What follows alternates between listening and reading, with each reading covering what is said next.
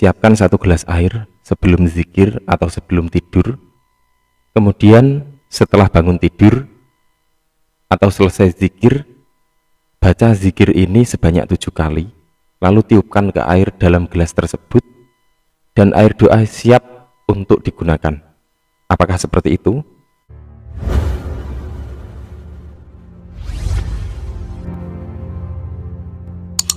Assalamualaikum warahmatullahi wabarakatuh. Bismillahirrahmanirrahim. Alhamdulillah, bertemu lagi dengan Syekh Jati Channel.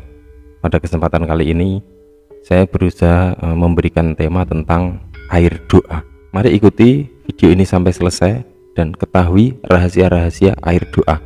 Dan sebelumnya silahkan like dan subscribe Syekh Jati Channel supaya Anda mendapatkan pemberitahuan yang pertama dari update video-video kami yang terbaru. Para sahabat semua, air adalah salah satu bagian yang tidak bisa terpisahkan dari setiap kehidupan makhluk. Sehingga di dalam aktivitas ritual, seringkali air ini menjadi salah satu bagian dari doa itu sendiri.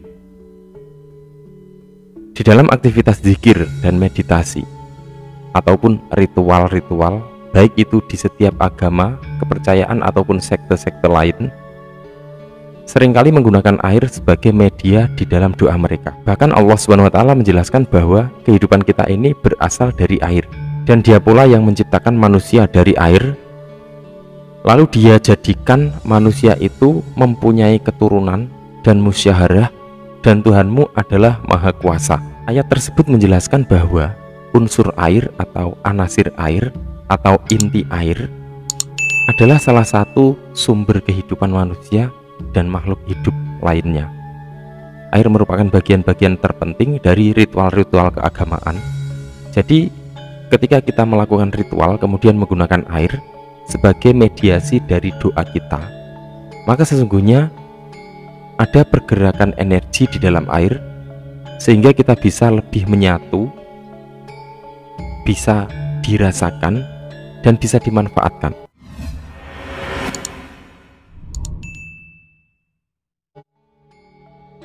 Para sahabat semua, sesungguhnya semua benda ciptaan Allah SWT ini adalah hidup. Begitu juga dengan air yang memiliki bermacam-macam struktur di dalamnya. Darah manusia adalah unsur air terbesar dalam tubuh manusia. Darah memiliki banyak fungsi, artinya air memiliki kekuatan yang belum banyak kita ketahui dan belum kita sadari. Air yang berasal dari sumber-sumber yang masih asri memiliki gelombang struktur yang bagus daripada air yang sudah tercemar. Sedangkan kondisi kesadaran manusia memiliki pengaruh yang banyak terhadap struktur air tersebut. Itulah yang terpenting. Air yang terhubung dengan kondisi kesadaran manusia yang penuh dengan emosional, amarah, dendam, maka strukturnya cenderung tidak beraturan atau berantakan. Jadi sesungguhnya air ini mampu menyimpan informasi, sehingga ketika emosional manusia tidak bagus, maka air mampu mencatat informasi yang sama dan mempengaruhi air tersebut. Air ada di setiap tempat, bahkan di dalam tanah sekalipun, di area rumah kita.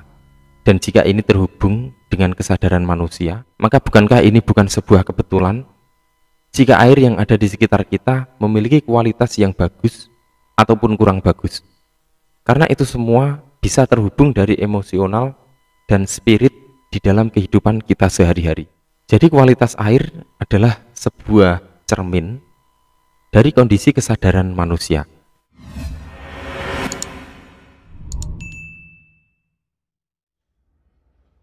Setiap ritual di dalam sebuah agama, kepercayaan, ataupun sekte-sekte yang ada di Nusantara ini kebanyakan memang menggunakan air sebagai media doa. Maka ketika air tersebut memiliki struktur yang masih terjaga, diambil dari sumber yang masih asri dan terjaga keseimbangannya dan belum terganggu, maka air tersebut menyimpan suatu rahasia yang alami dari alam sendiri. Maka untuk melakukan ritual tersebut, seseorang pasti mengambil air dari sumber-sumber tertentu yang disucikan mungkin. Dan ketika kita melakukan ritual dengan media air, maka kita harus paham di situ. Jadi bukan karena tempat yang angker, sangar, berbau mistis yang kuat, ataupun doa dari kita yang kuat, akan tetapi mengarah pada jenis air yang masih bagus pula. Seperti mereka yang melakukan aktivitas ritual dengan berendam di dalam air juga sama.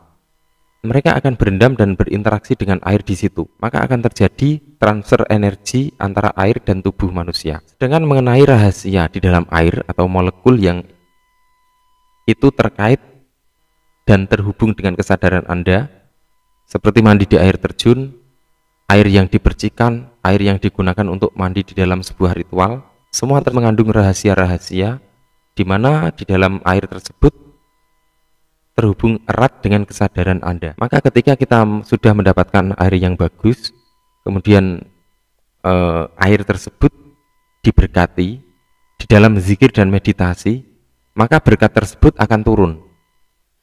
Saat itu kita pun bisa membagi berkat tersebut, dan berkat itu adalah sesungguhnya doa. Dan doa itu sendiri adalah suasana batin Anda, suasana batin di dalam kita bermeditasi, suasana batin yang terekam oleh air doa tersebut. Para sahabat semua, maka di dalam hal ini sangat disarankan untuk memiliki ruangan yang khusus, ruangan untuk berzikir dan bermeditasi. Sediakan wadah untuk air minum yang akan menjadikan bagian dari doa dan ritual kita. Caranya cukup mudah. Setelah Anda berkonsentrasi, pegang air dalam gelas tersebut atau di dalam botol yang sudah Anda siapkan. Pastikan konsentrasi Anda sangat bagus dan sangat rileks. Diam, tenang,